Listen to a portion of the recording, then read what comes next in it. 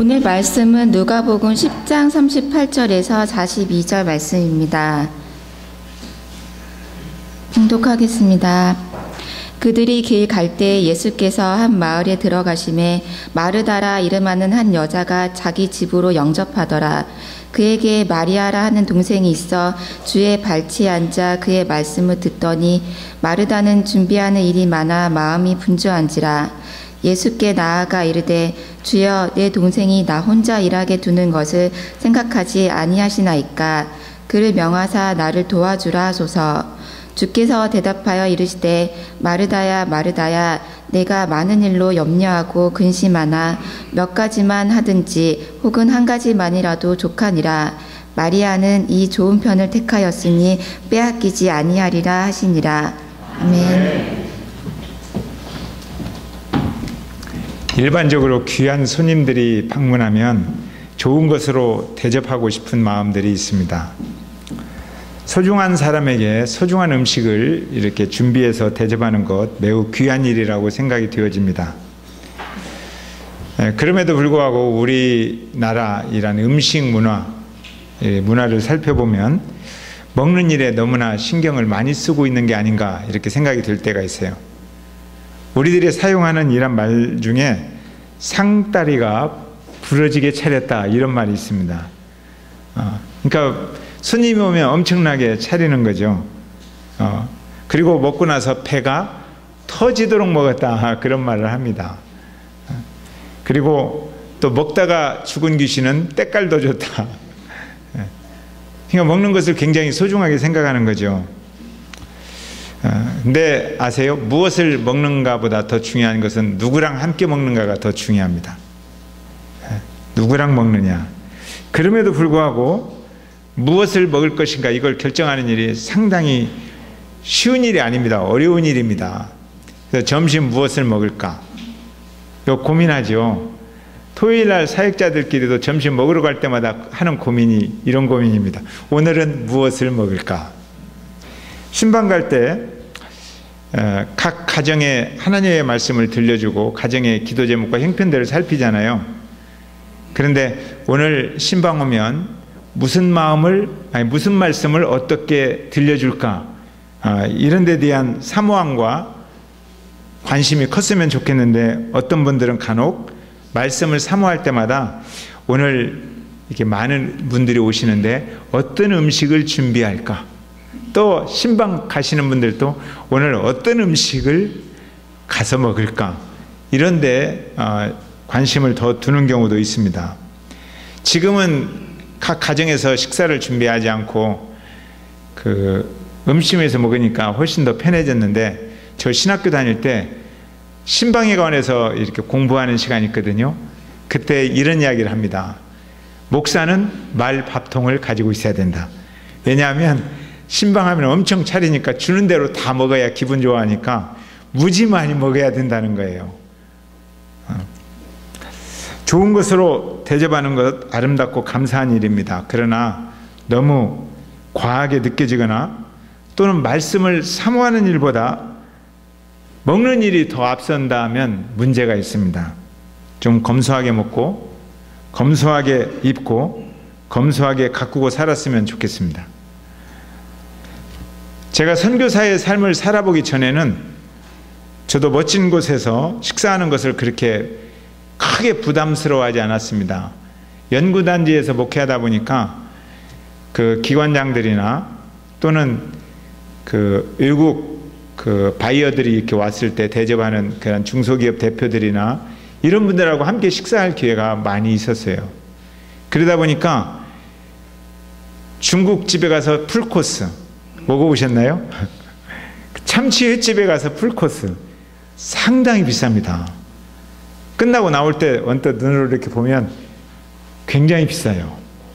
그런데 그 음식을 먹고 오면 아 오늘 분위기 좋은 곳에서 멋지게 먹었다 이런 생각을 해요. 그런데 선교사의 삶을 제가 조금 살아보고 나서는 그런 음식을 먹어본 적이 없습니다. 누가 그런 음식 먹자고 하면 가지 않습니다. 오히려 그런 음식을 보면 잘 못 먹는 사람들이 생각납니다. 필리핀에 있는 사람들, 아프리카의 빈민가에 사는 사람들, 그리고 북한의 이 굶주린 사람들, 시리아 난민들, 이런 사람들이 생각나요. 그래서 그런 음식을 먹으면 죄는 아니지만 죄 짓는 것 같은 느낌을 받을 때가 있어요. 우리 주변에 너무 잘 먹고 살 빼기 위해서 땀 흘리며 고통받는 것보다는 좀 검소하게 먹고 검소하게 입고 검소하게 가꾸고 살면서 오히려 나누고 살았으면 좋겠습니다. 여러분들이 검소한가 검소하지 않은가를 보려면 이사 갈 때 여러분의 짐을 살펴보면 됩니다. 얼마나 많은가, 얼마나 이게 버리고 갈 수 있는가. 제가 우리 대구원교회 올 때 우리 한흥렬 목사님이 짐이 얼마나 되느냐고 공항으로 이제 가지고 차를 가지고 나오려고 하니까 물어봤어요. 그래서 제가 가방 2개입니다. 그랬더니 안 믿어요. 그래서 지금은 돌아가신 천국에 계신 손한배 안수지사님 오셔서 첫 번째 하신 말씀이 제가 내리니까 진짜 가방 2개네요? 그러더라고요.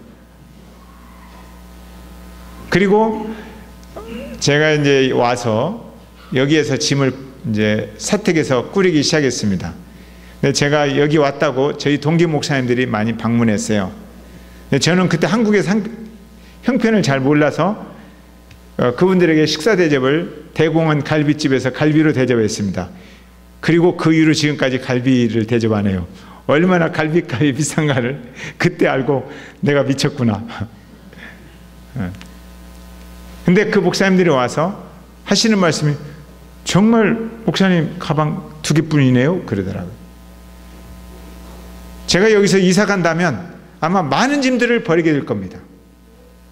그때 교회 그 한흥렬 목사님으로부터 물려받은 이런 세탁기나 또 다른 짐들, 그런 것들을 다 버리고 아마 가방 몇 개만 가지고 이사를 갈 것입니다.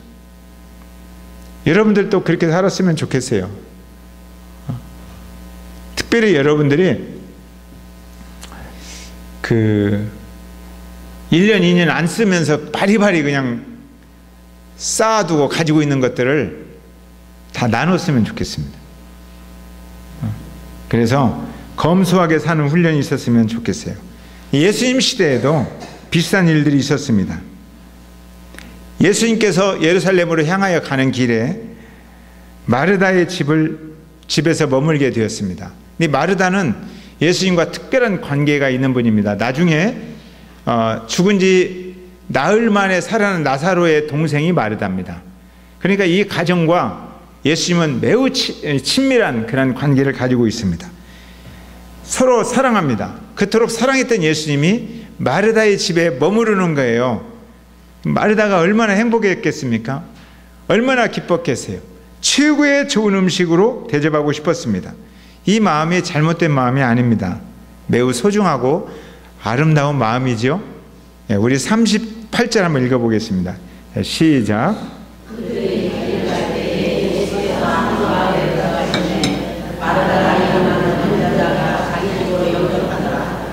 그들이 길 갈 때 많은 사람들이 길을 갑니다. 각자 자기의 길이 있죠. 예수님에게 이웃이 누구입니까? 라고 질문했던 그 율법사, 율법 박사죠. 그 사람은 그 사람대로 자기 길을 갔어요. 그 예수님은 예수님대로 예수님의 길을 갑니다. 길 갈 때 예수님의 길은 처음부터 딱 정해진 길입니다. 십자가의 길입니다. 다른 데로 눈 돌리지 않고 오직 십자가만 바라보면서 묵묵히 그 길을 걸어갑니다. 죽으러 가는 길, 죽을 때를 아는 길입니다. 우리들은 대부분 죽을 때를 모르죠. 여러분 죽을 때가 언제인지 아십니까? 모르니까 이것저것 다 하고 사는 거죠. 그러나 어느 날 의사로부터 3개월 정도 남았습니다. 이런 이야기를 딱 듣게 되면 자기 삶을 한번 정비해 봅니다. 대부분의 사람들은 그런 이야기를 들으면 죽음에 대한 공포, 근심과 걱정 때문에 낙심하면서 시간을 보냅니다. 그러나 하나님의 나라를 아는 사람들, 하나님의 꿈을 안고 사는 사람들은 죽을 때를 알게 되면 별로 중요하지 않은 일들을 다 버리게 됩니다. 그리고 진짜 중요한 일만 딱 선택하게 됩니다. 그런 면에서 죽을 때를 안다는 것은 어떤 면에서 축복입니다.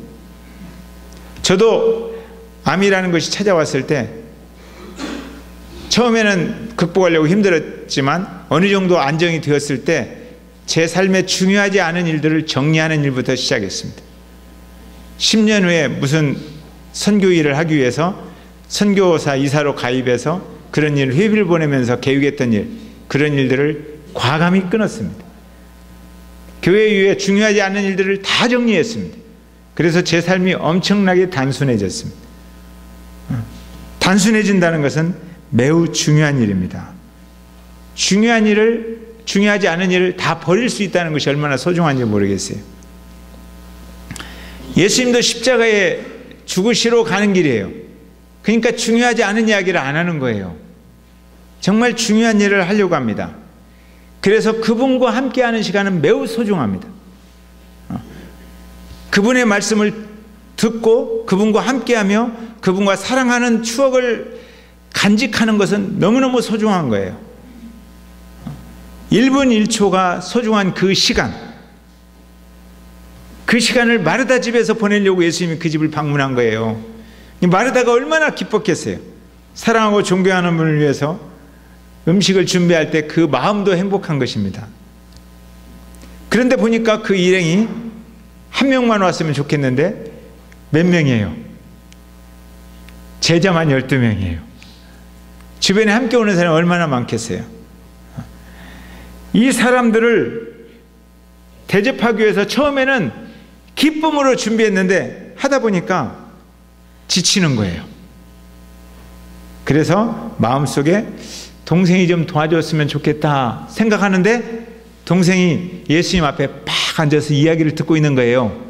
그러면 동생한테 살짝 연락해서 야, 나 바쁘니까 나 좀 도와줘 이렇게 말하면 되는데 동생한테 이야기하지 않고 예수님한테 이야기합니다. 예수님, 지금 내가 굉장히 일을 하느라고 많이 힘든데 동생이 지금 나 좀 도와줬으면 좋겠는데 예수님 앞에 탁 앉아있어요. 동생 좀 나무라 주세요. 이 말은 예수님 앞에서 자기의 일이 옳은 것을 드러내려고 하는 태도입니다. 마리아가 문제가 아니라 예수님에 대한 서운한 마음이 있어서 예수님한테 자기의 의를 드러내려고 예수님한테 지금 물어보는 거예요. 그리고 예수님이 마리아의 잘못된 태도를 좀 고쳐주세요 라고 이야기를 했습니다. 39절에 마리아가 어떤 태도로 있는지 마리아의 태도를 우리가 볼 수 있습니다. 읽어보세요. 시작. 그에게 마리아라는 동생이 있어 주의 발치에 앉아 그의 말씀을 듣더니. 주의 발치가 뭐죠? 주님 바로 앞에서 눈과 눈을 마주치면서 마음도 주님께 집중시키면서 온 정신을 거기에 쏟고 귀를 기울이면서 말씀을 듣고 있습니다. 얼마나 멋있게 듣고 있어요. 우리 교회도 이런 태도가 있었으면 좋겠습니다. 존경하는 태도죠. 일찍 와서 말씀 좀 먼저 읽어보고 설교자와 가까이에서 눈을 마주치고 귀를 마주치고 마음도 마주치면서 좀 말씀을 들었으면 좋겠어요. 그리고 내 마음에 새겨질 말씀이 들려지면 아멘 이렇게 응답했으면 좋겠습니다. 이렇게까지 말해도 아멘은 끝까지 안 하는 여러분들은 대단한 분입니다. 이게 주의 발치에 앉아있는 태도예요. 우리 교회는 시작할 때 50%도 안 와요. 저는 누가 약속할 때 우리 사람끼리 약속해도 제가 시간을 잘 지킵니다. 왜냐하면 그분을 존중하기 때문에. 저는 시간을 안 지키면 그분을 존중하지 않는 거라고 생각이 되어져요. 그래서 상황이 늦어진다고 바로 전화를 해요. 내가 5분 늦게 갈 것 같습니다. 아니면 길이 막혀서 좀 늦을 것 같습니다. 왜냐하면 그분을 존중하기 때문에. 여러분들이 하나님을 존중한다면 적어도 미리 와서 하나님 말씀을 묵상해야 됩니다. 사실 보면 늦어도 10분, 15분밖에 안 늦어요. 그거 조절할 수 있어요. 하나님을 찬양하는 것을 여러분들이 우습게 생각하지 마십시오. 내가 와서 기도할 때쯤, 말씀 들을 때쯤 오면 되는 거지 뭐. 그게 예배 아닙니다. 하나님 앞에 먼저 와서 기도하고 목회 기도를 들으며 하나님을 찬양하는 것, 그것 너무너무 소중한 예배입니다. 그런 것을 우습게 여기지 말고 하나님을 존중했으면 좋겠다, 이런 생각을 하고 있습니다. 주의 발치에 앉아 있으면 은혜가 돼요. 그래서 마리아는 은혜를 받고 있습니다. 그런데 마르다는 처음에 기쁨으로 시작했어요. 그런데 갈수록 점점 은혜는 떠나가고 짜증만 남고 있습니다. 동일한 장소에서 동일하게 지금 예수님과 함께 있는데 한 사람은 은혜가 점점 넘쳐나가고 한 사람은 왕 짜증이 지금 오고 있어요. 짜증. 왜 그럴까요? 그 이유를 설명하고 있는 거예요. 오늘 그 내용을 설명하는 것이 오늘의 말씀의 핵심입니다. 왜 그러는가? 왜 우리가 주님 앞에 헌신해서 기쁨으로 주님 일을 헌신했는데 살다 보니까 짜증이 나고 탈진하고 하기 싫어지고, 왜 그러는가? 그런 내용을 오늘 이야기 들려주고 있는 거예요. 40절 다 같이 시작. 마르다는 준비하는 일이 많아 마음이 분주한지라 예수께 나아가 이르되 주여, 내 동생이 나 혼자 일하게 두는 것을 생각하지 아니하시나이까? 그를 명하사 나를 도와주라 하소서. 내 동생이 나 혼자 일하게 두는 것을 생각하지 아니하시나이까? 아니, 동생한테 와서 좀 도와달라고 그랬으면 됐지요. 동생은 놓아두고 예수님한테 그런 이야기 하는 거예요. 봉사에 열심히 있죠. 열정이 있어요. 그런데 지금 무엇이 문제예요? 준비하는 일이 너무 많아서, 일이 많아서 마음이 분주하다. 분주하다. 번아웃 됐다. 탈진되었다. 하기 싫어졌다, 이거예요. 여러분들은 혹시 그런 적 없습니까? 집사로, 교사로, 목자로 헌신할 때 기뻤어요. 내가 이 일 하고 싶다. 근데 어느 때인가 보니까 하기 싫어져. 부담이 너무 돼서 하기 싫다.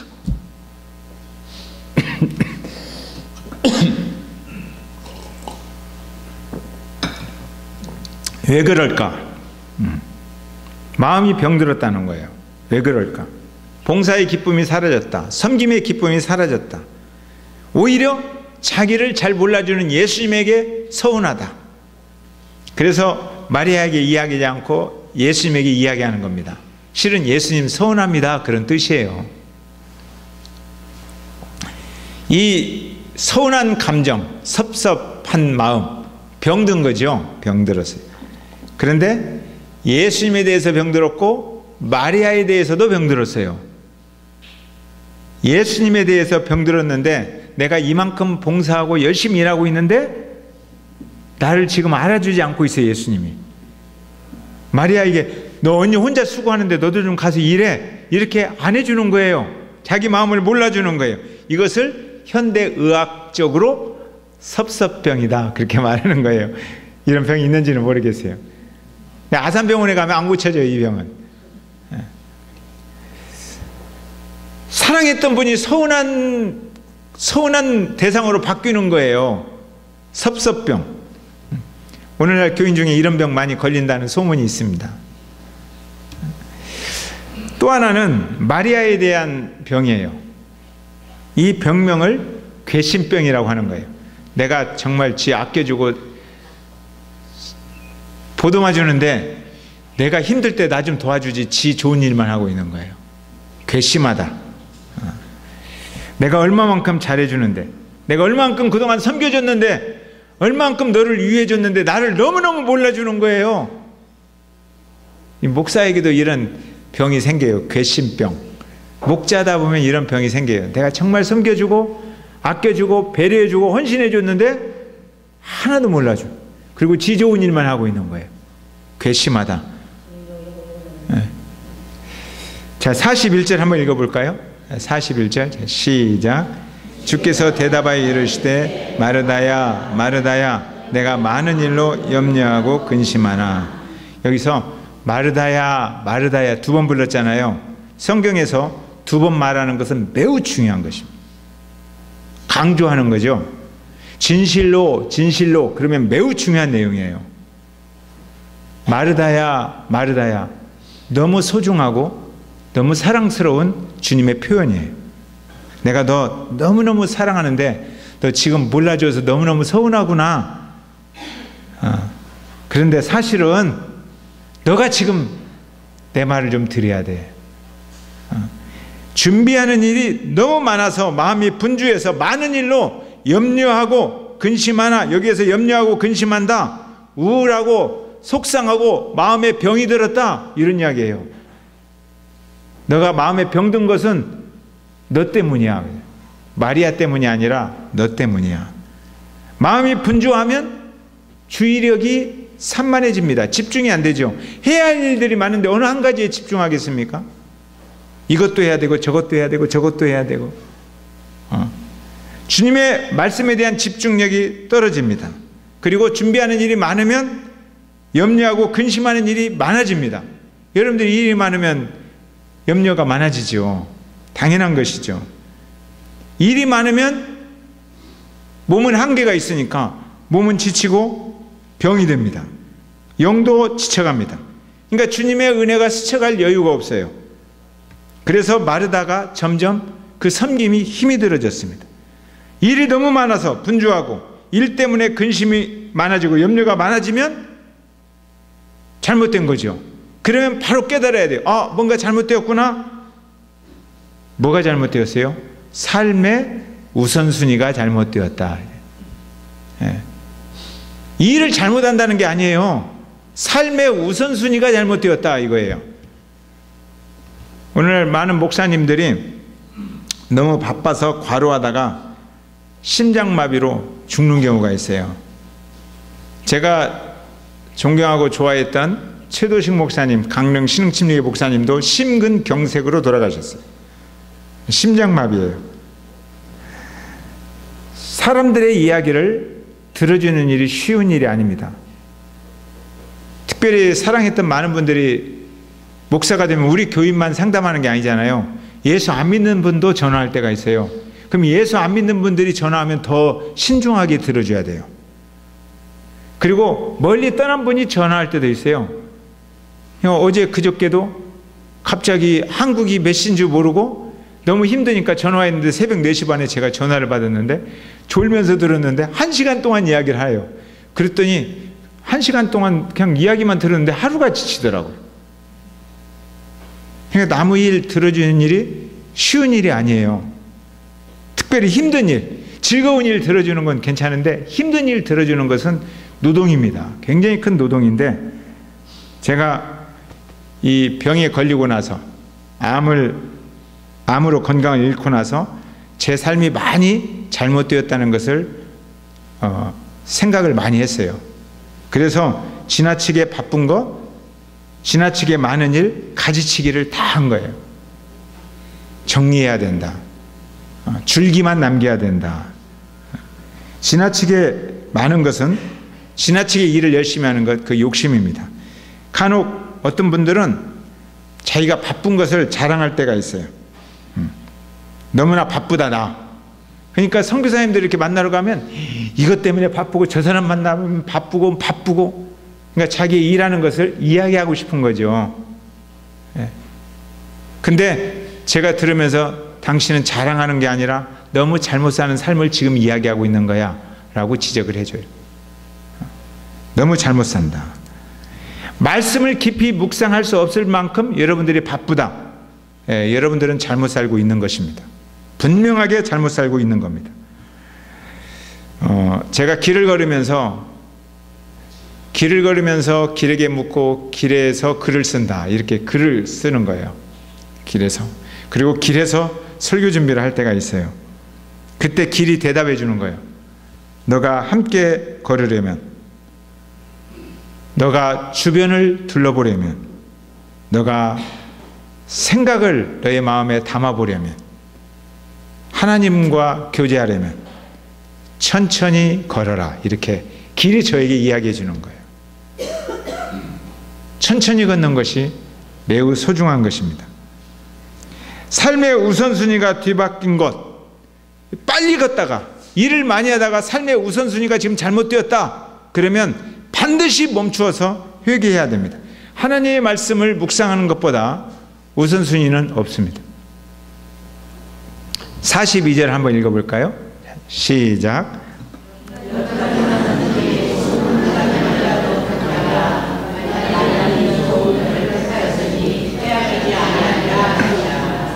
하지 말라가 아니에요. 몇 가지만 하든지 한 가지만이라도, 이건 뭐예요?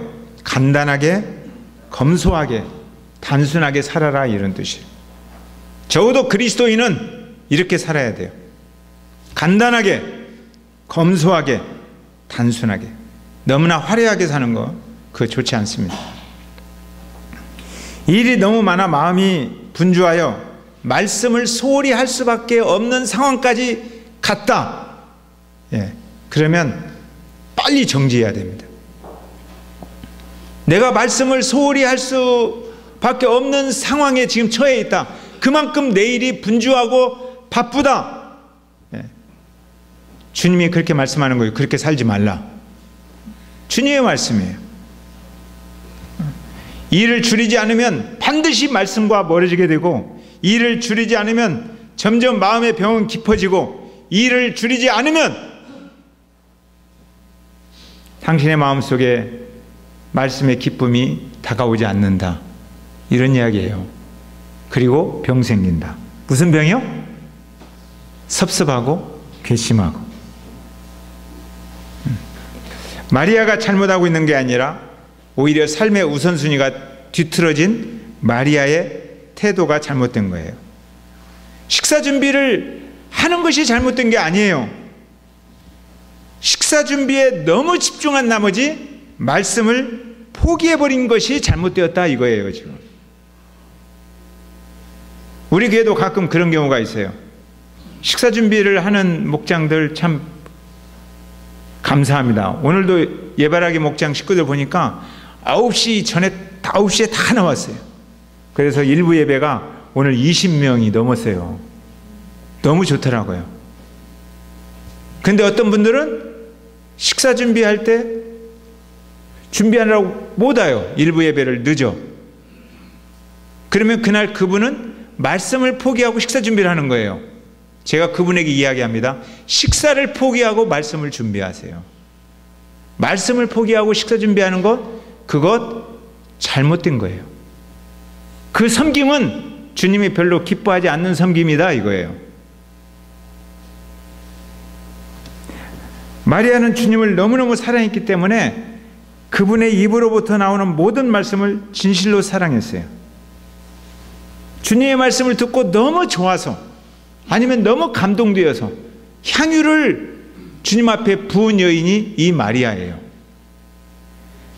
주님 앞에 엎드려서 그 말씀을 들었기 때문에 그런 행동이 나오는 거예요. 어떤 말씀을 들었을까요? 이 말씀을 묵상하다가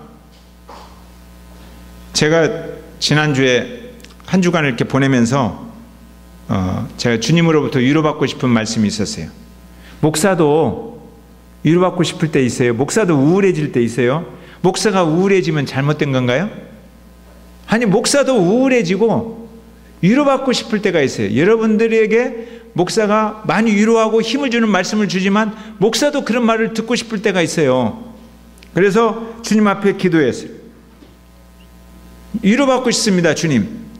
그럴 때 주님께서 말씀을 통해서 저에게 이런 도전을 주시는 거예요. 어떻게 사랑하는 너를 지키지 않겠느냐. 주님이 지켜줬으면 좋겠어요. 어떻게 사랑하는 너와 마음을 같이 나누지 않을 수 있겠느냐. 결단코 사랑하는 너를 포기할 수 없는 것이 나의 마음이다. 주님께서 저를 그렇게 격려해 주시는 거예요. 주님의 사랑이 물밀듯 제 삶 구석구석에 밀려오는 것을 느낄 수가 있었습니다. 다가오는 그런 주님의 말씀 때문에 갑자기 눈시울이 뜨거워졌어요. 말씀을 들을 때 용기가 생겼고 감사가 생겼고 나는 극복해낼 수 있다라는 힘이 생겼어요. 맞아, 주님, 내가 극복해내야 되죠. 극복해낼 수 있습니다. 이런 힘이 생겼어요. 마리아도 이와 같았을 것이라는 느낌을 제가 받았어요. 하나님의 위대한 사랑과 그 사랑을 실천하려는 예수님의 의지가 담긴 말씀을 듣고 있는 것입니다. 그 사랑 때문에 내가 십자가를 지금 지위로 가야 된다고 지금 말씀하시는 거예요. 그 말씀을 듣고 막 가슴이 벅차서 눈물이 나오는 거예요. 십자가를 지로 가시겠다고 하는 그런 이야기를 하시는데 어떻게 눈 돌리겠어요? 지금 언니가 바쁜 줄 알아요. 그런데 너무 중요한 메시지를 지금 들려주고 있는 거예요. 가슴이 두근거려요. 저 일도 해야 되지만 갈 수가 없어요. 지금 저 일도 하고 싶어요. 그런데 지금 너무너무 중요한 말씀을 듣고 있는 중이에요. 두근거리는 마음으로, 한눈 팔 수 없는 마음으로 그 말씀을 듣고 있어요. 갈 수 있겠습니까? 이 여인이 옥합을 깨트리지 않을 수 있겠어요? 십자가의 이야기를 하는데 지금 무슨 이야기를 하겠어요? 지금 마르다는 그 이야기를 못 듣기 때문에 무엇을 먹어야지 지금 정신 팔고 있는 거예요. 그러나 지금 예수님이 죽어야 된다는 이야기를 하고 있을 때 무엇을 먹어야 되는지 지금 그런 생각 들겠습니까? 아니면 향유를 갖다가 그 길을 예비해야 되지 않겠어요? 흔히 마리아는 그런 행동이 나오는 거죠. 말씀이 있었기 때문에 그런 행동이 나오는 겁니다. 하나님의 말씀은 살았고 운동력이 있습니다. 말씀을 들으면 내 인생에 생명력이 일어납니다. 사랑하는 분의 말씀이기 때문에 그 말씀은 생수와 같아서 내 목마름을 적시는 거예요. 내가 지쳤을 때 그분의 말씀은 생동감 있게 내게 다가와서 활력을 주는 그러한 활력을 공급해 줍니다. 내가 포기하고 주저앉고 싶을 때 주의 말씀이 내게 다가오면 일어설 용기를 갖게 되는 거예요. 말씀은 영혼을 살리는 힘입니다. 말씀을 들어야 믿음이 생기는 거예요. 바울은 이렇게 말합니다. 믿음은 들음에서 나며 들음은 그리스도의 말씀으로 시작된다고 말하는 거예요.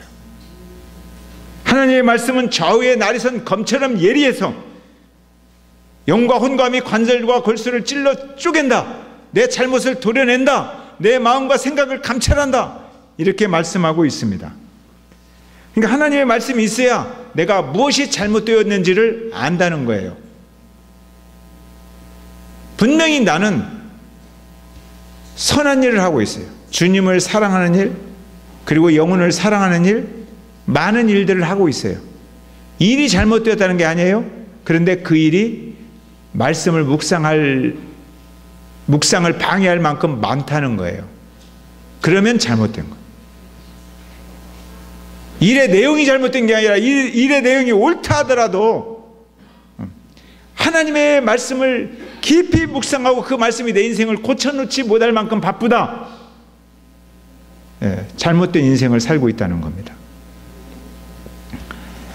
하나님의 말씀이 있어야 잘못된 내 인생을 바로 잡아줄 수 있습니다. 하나님의 말씀은 내가 주저앉았을 때에도 일어서게 하는 능력입니다. 베드로와 요한이 성전을 가고 있을 때에 안진뱅이가 있었어요. 거지가 있었어요. 많은 사람들은 그 사람을 일어서게 하는 힘은 돈이라고 생각이 되어지고 의학이라고 말해요.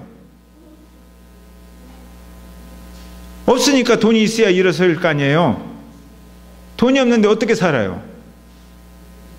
안진뱅이니까 의학적으로 고쳐줘야 되잖아요. 근데 베드로와 요한이 그렇게 말하지 않습니다.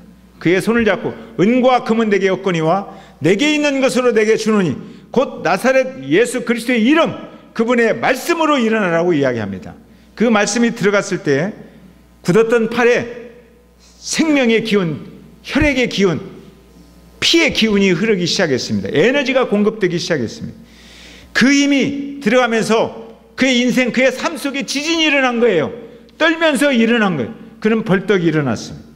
그리고 변두리에 있던 인생이 중심으로 달려가서 돈 달라고 하던 인생이 하나님의 이름을 찬양했습니다. 나의 힘이 되신 여호와예요. 그는 성전 중심으로 들어가서 찬양했습니다. 성경 말씀을 읽고 묵상하고 나누는 일이 풍성한 그런 교회가 되었으면 좋겠습니다.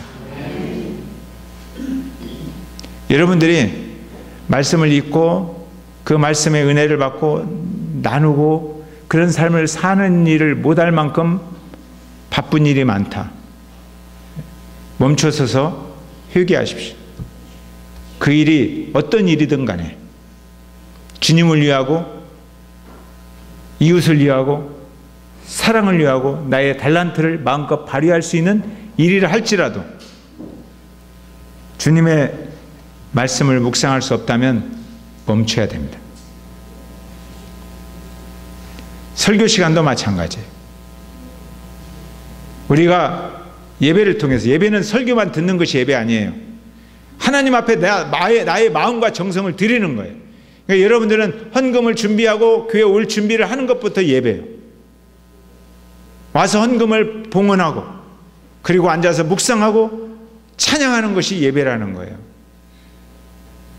그래서 오늘 시간 늦지 않았으면 좋겠다, 그런 마음도 표현하는 겁니다. 우리의 마음과 눈을 하나님의 말씀 앞에 집중시키고 아멘, 아멘, 이것은 주님의 축복에 대한 우리의 응원이요 함성이에요. 함성, 기쁨의 함성. 그 말씀에 아멘으로 응답하면서 손을 들고 나의 힘이 되신 여호와여, 그 이름을 부를 때 그분이 올 때 힘이 생기죠. 여러분들 힘이 없습니까? 정말 힘이 없습니까? 살아갈 힘이 없습니까? 기쁨의 힘이 없고 주지 않고 있습니까? 사랑의 힘이 없습니까? 찬양합시다. 나의 힘이 되신 여호와여. 아멘.